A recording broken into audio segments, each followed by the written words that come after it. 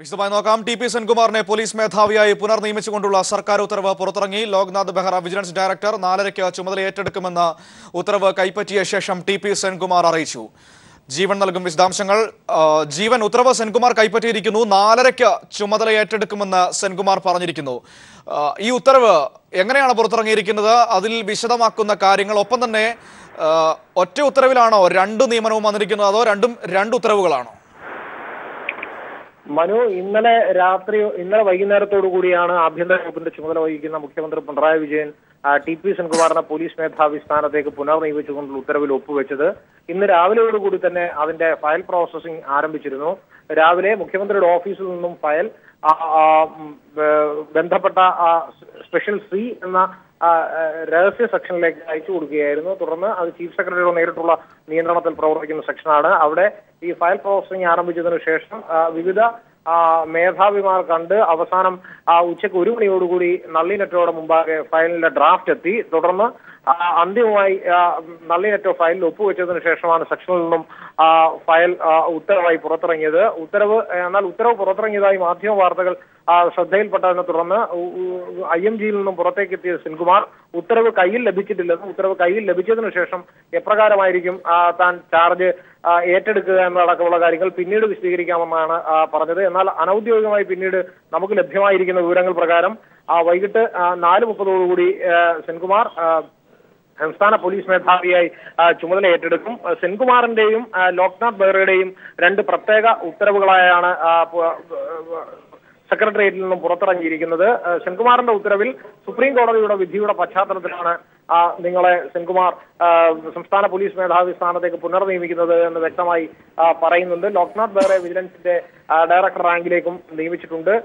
നിലവിൽ അല്പസമയങ്ങൾക്കകം വീണ്ടും തന്റെ IMG ഡയറക്ടറേറ്റിലേക്ക് അദ്ദേഹം സെൻകുമാർ തിരികെ എത്തും. തുടർന്ന് ഇവിടെ നിന്നും അദ്ദേഹം IMG ഡയറക്ടറുടെ ചാർജ് പൊതുഭരണ വകുപ്പ് സെക്രട്ടറി കൂടെയായ സത്യജിത് രാജിന് കൈമാറിയതിനു ശേഷമായിരിക്കും അദ്ദേഹം വീണ്ടും വീട്ടിലേക്ക് പോകും. തുടർന്ന് ഔദ്യോഗിക വേഷത്തിൽ വീട്ടിൽ നിന്നും അദ്ദേഹം സംസ്ഥാന പോലീസ് ആസ്ഥാനത്തേക്ക് എത്തും.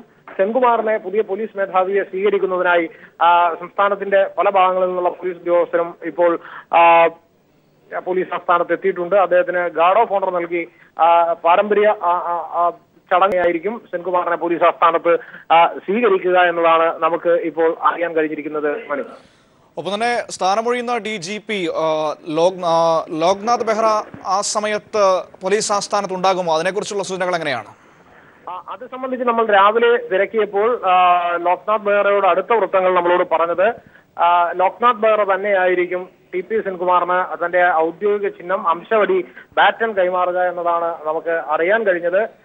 എന്നാൽ മുമ്പ് സെൻകുമാറിന് മാറി ബെഹ്റ ചുമതല ഏറ്റെടുക്കുന്ന ഘട്ടത്തിൽ അപ്രകാരം വംശവടി കൈമാറാൻ അന്ന് സെൻകുമാർ തയ്യാറായിരുന്നില്ല. തന്റെ ചാർജ് ഹെഡ്ക്വാർട്ടേഴ്സിലെ ADGP ആയ അനിൽകാന്തിന് കൈമാറുകയായിരുന്നു അദ്ദേഹം ചെയ്തത്. എന്തായാലും ബെഹ്റയുടെ ഭാഗത്ത് നിന്ന് അത്തരത്തിൽ ഒരു നടപടിയോ നിലപാടോ ഉണ്ടാവില്ല എന്നതാണ് ബെഹ്റയോട് അടുത്ത വൃത്തങ്ങൾ രാവിലെയോടുകൂടി നമ്മളോട് വ്യക്തമാക്കിയത്. ബെഹ്റ ഇപ്പോഴും ടി പി സെൻകുമാർ വരുന്നതും കാത്ത് സംസ്ഥാന പോലീസ് ആസ്ഥാനത്തുണ്ട് എന്നതാണ് നമുക്കറിയാൻ കഴിയുന്നതും. വരും ശരി, ജീവനാണ് വിശദാംശങ്ങൾ നൽകിയത്. ടി പി സെൻകുമാർ 4:30 പോലീസ് മേധാവിയായി ചുമതല ഏറ്റെടുക്കും എന്നാണ് നമുക്ക് നിലവിൽ അറിയാൻ വേണ്ടി കഴിയുന്നത്. ഉത്തരവ് അല്പസമയം മുമ്പ് സെൻകുമാർ കൈപ്പറ്റിയിരിക്കുന്നു. ഒപ്പം ലോക്നാഥ് ബെഹ്റയെ വിജിലൻസ് ഡയറക്ടറായും നിയമിച്ചുകൊണ്ടുള്ള 2 തരത്തിലുള്ള ഉത്തരവുകളാണ് പുറത്തിറങ്ങിയിരിക്കുന്നത്. സെൻകുമാറിനെ പുനർനിയമിക്കാൻ സമയമെടുത്തതിൽ അപാകതയില്ലെന്ന് CPIM സംസ്ഥാന സെക്രട്ടറി കോടിയേരി ബാലകൃഷ്ണൻ. കൂടുതൽ വ്യക്തത വരുത്താനാണ് സർക്കാർ സമയമെടുത്തത്. സുപ്രീം കോടതി വിധി ആരുടെയെങ്കിലും വിജയമോ പരാജയമോ അല്ലെന്നും കോടിയേരി തിരുവനന്തപുരത്ത് പറഞ്ഞു. കോടതിയിൽ നിന്നുണ്ടായിട്ടുള്ള ഉത്തരവിനെ സംബന്ധിച്ച് കൂടുതൽ വ്യക്തത വരുത്താൻ വേണ്ടി ഗവൺമെൻറ് സമയമെടുത്തു എന്ന് മാത്രമേ ഉള്ളൂ. അതിനകത്ത് അപാകതയൊന്നുമില്ല. കൂടുതൽ വ്യക്തത വരുത്തി ചെയ്യുന്നതാണല്ലോ ഏത് കാര്യത്തിനും നല്ലത്.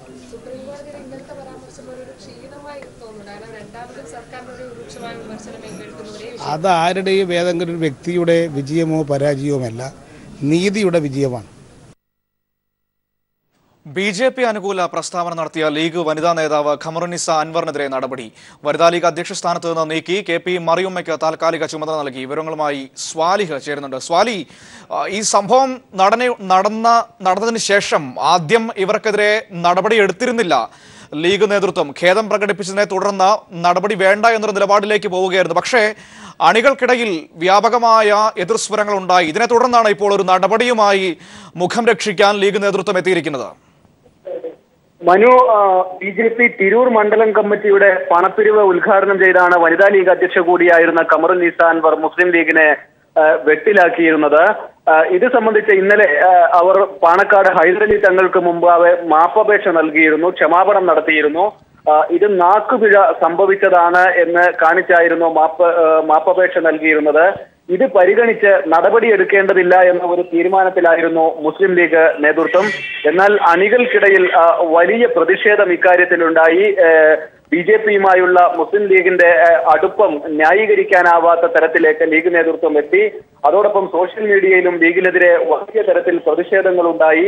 ഈ ഘട്ടത്തിലും നേരത്തെ പറഞ്ഞ കാര്യത്തിൽ ഉറച്ചു നിൽക്കുന്ന തരത്തിൽ സോഷ്യൽ മീഡിയയിൽ പ്രതികരിച്ചു എന്ന് വീണ്ടും അണികളിൽ നിന്ന് പരാതി ലഭിച്ചതിനെ തുടർന്നാണ് അവരെ ആ സ്ഥാനത്ത് നിന്ന് വനിതാ ലീഗ് അധ്യക്ഷ സ്ഥാനത്ത് നിന്ന് മാറ്റിയിരിക്കുന്നത്. അഡ്വക്കേറ്റ് KP മറിയമ്മയ്ക്കാണ് പകരം ചുമതല നൽകിയിരിക്കുന്നത്. മുതിർന്ന നേതാവായ ET മുഹമ്മദ് ബഷീറിന്റെ അനുമതിയോടെയാണ് ഇത്തരത്തിൽ ഈ ഫണ്ട് നൽകുന്ന ചടങ്ങിൽ പങ്കെടുത്തത് എന്നാണ് ഖമറുന്നിസ ഇതുമായി നൽകുന്ന വിശദീകരണം. മനോ, ശരി. KT സ്വാലിഹാണ് മലപ്പുറത്ത് നിന്നും വിവരങ്ങൾ നൽകിയത്. പാർട്ടിയിലെ ഉന്നതന്റെ സമ്മതത്തോടെയാണ് താൻ BJPയുടെ പരിപാടിയിൽ പങ്കെടുത്തതെന്ന് ഖമറുന്നിസ അൻവർ. പാർട്ടിയോട് അനുവാദം ചോദിച്ചു, പാർട്ടി അനുവാദം നൽകുകയും ചെയ്തുവെന്ന് ഖമറുന്നിസ വെളിപ്പെടുത്തി. RSS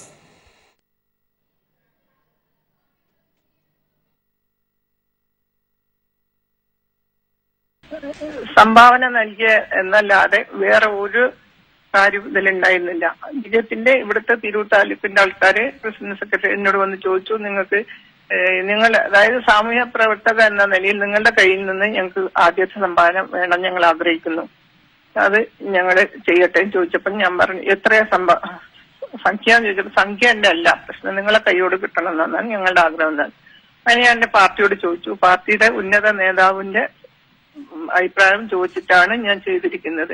അത് വിരോധമില്ല, തെറ്റില്ല എന്നവർ പറഞ്ഞുകൊണ്ടാണ് ഞാൻ അവര് സമ്മതം കൊടുത്തത്.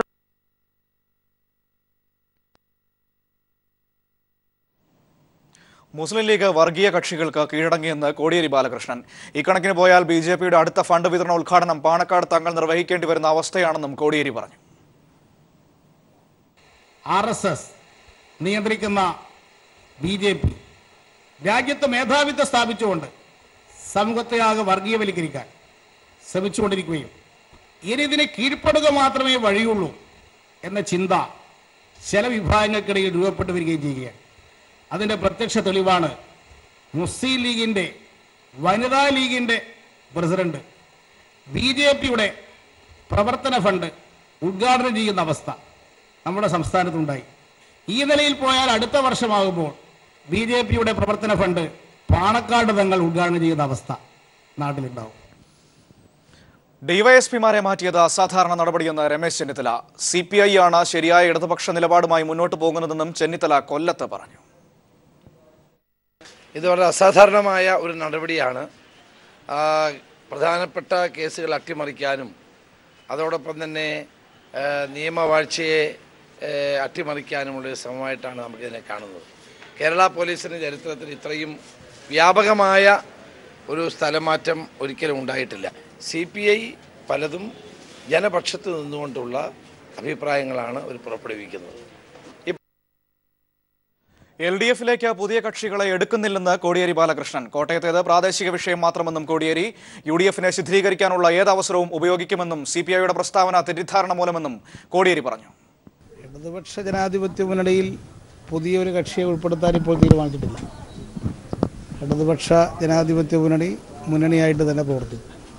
അത് സംബന്ധിച്ചൊരു യാതൊരു ചർച്ചയും ഒരു വേദിയിലും നടന്നിട്ടില്ല. കോട്ടയത്തുള്ള സംഭവ വികാസം അവിടുത്തെ പ്രാദേശികമായിട്ടുള്ള ഒരു ഇലക്ഷനുമായി ബന്ധപ്പെട്ട പ്രശ്നമാണ്.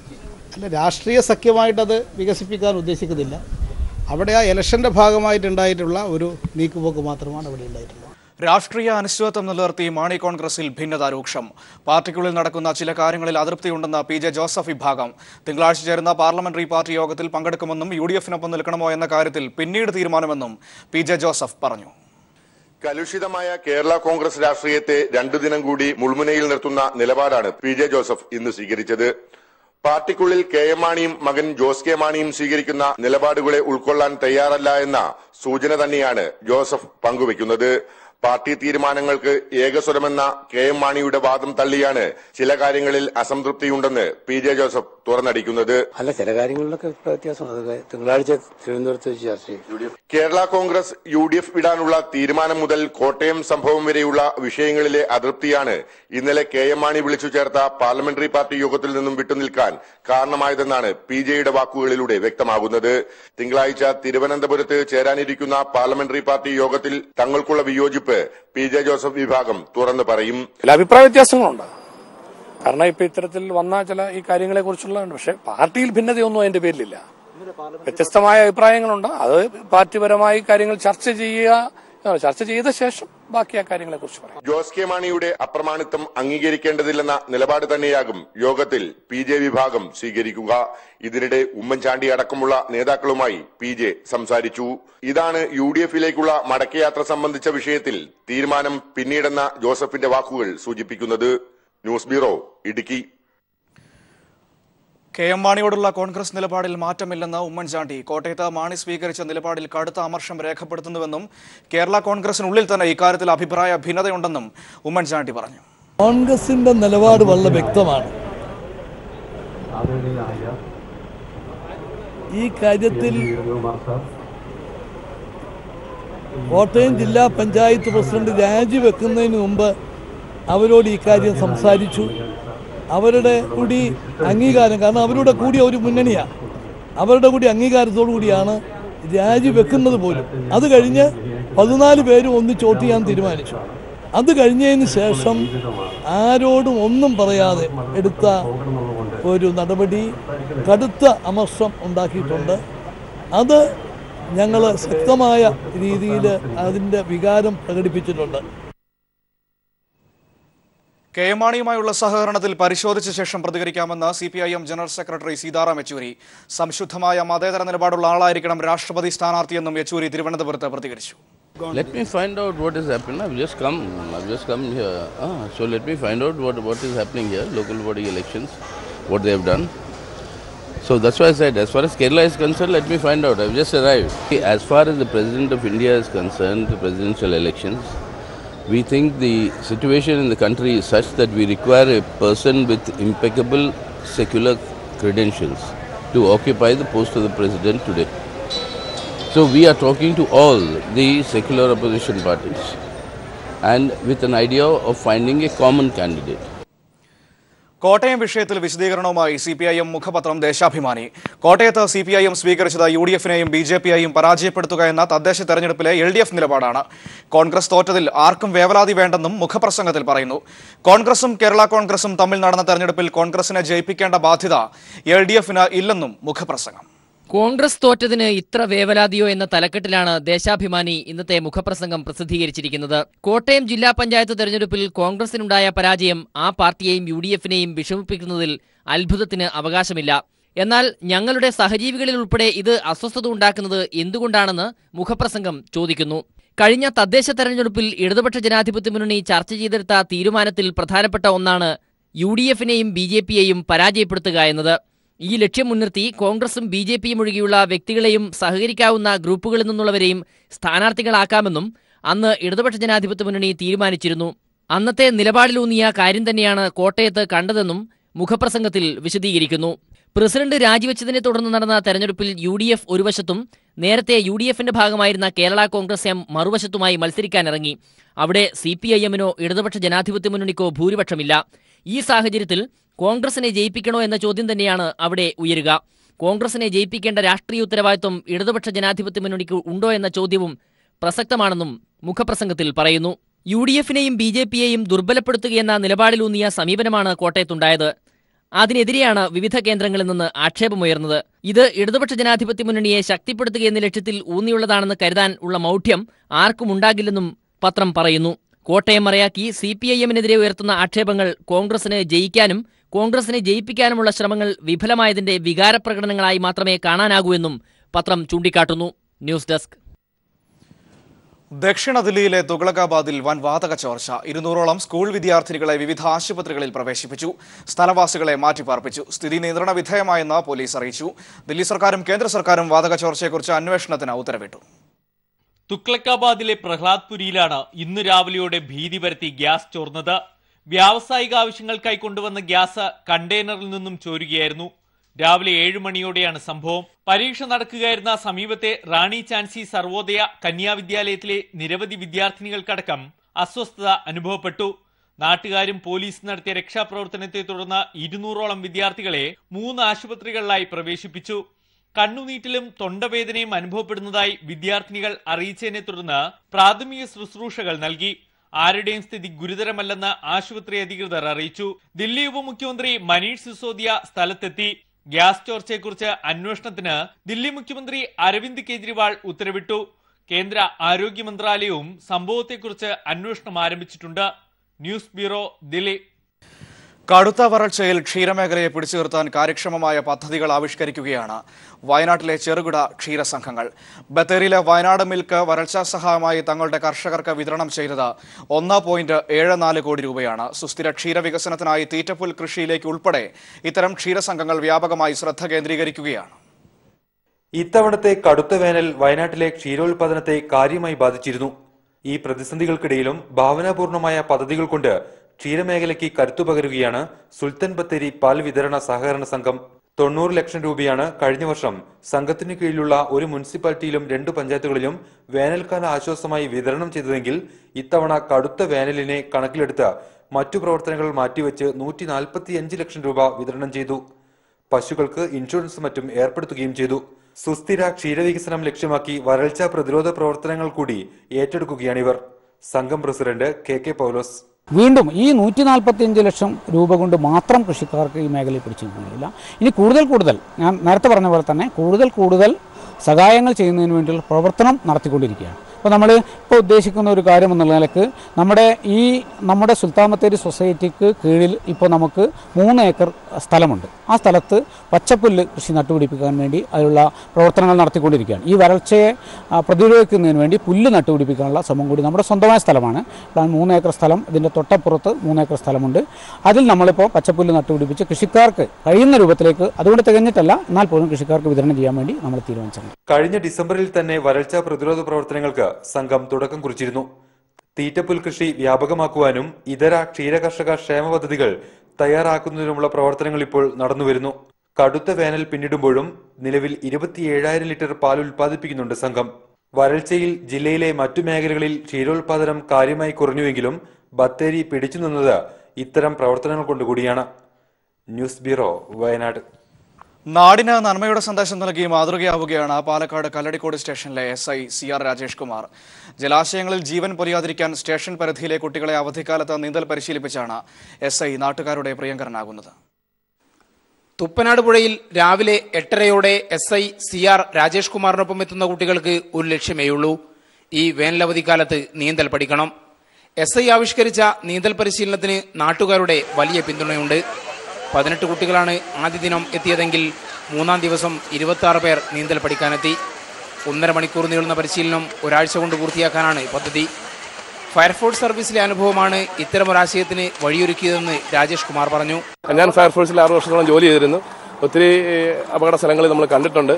കാണുന്ന അപകടങ്ങളുടെ എല്ലാം ഒരു പ്രാഥമികമായ രീതി എന്ന് പറഞ്ഞാൽ ഒരു 3-3.5 മീറ്ററിനുള്ളിലാണ് കുട്ടികൾ വെള്ളത്തിലാവപ്പെടുന്നത്. അപ്പോൾ അതുകൊണ്ട് കുറച്ചൊരു 10 മീറ്റർ ആത്മവിശ്വാസത്തോടെ നീന്താനുള്ള ഒരു പ്രായോഗിക പരിജ്ഞാനം ഇവർക്ക് ഉണ്ടാക്കി കൊടുക്കുകയാണ്. അതുകൊണ്ടാണ് സ്വിമ്മിംഗ് പൂൾ ഒഴിവാക്കി ഈ പുഴയിൽ വന്നത്. വെള്ളത്തെ പേടിക്കാതെ വെള്ളത്തിൽ പൊങ്ങിക്കിടക്കാനുള്ള വിദ്യയാണ് രാജേഷ് കുമാറിന്റെ ആദ്യ സ്റ്റെപ്പ്. പുഴയെ ഭയപ്പെട്ട കുട്ടികൾ അവധിക്കാലത്ത് നീന്തൽ പഠിച്ചതിന്റെ ആവേശത്തിലാണ്. ആദ്യം എനിക്ക് പേടിയായിരുന്നു, പിന്നെ വന്നപ്പോൾ കുറച്ച് മാറിയത്. ഇവിടെ വന്ന സാറിന്റെ കീഴിൽ ഞാൻ നീന്തൽ പഠിച്ചു. എനിക്ക് ആദ്യം പേടിയായിരുന്നു വെള്ളത്തിലൊക്കെ ഇറങ്ങാൻ, മുങ്ങി പോവെന്നൊക്കെ. പക്ഷെ ഇപ്പോൾ ഒരു ആത്മവിശ്വാസം ഉണ്ട്.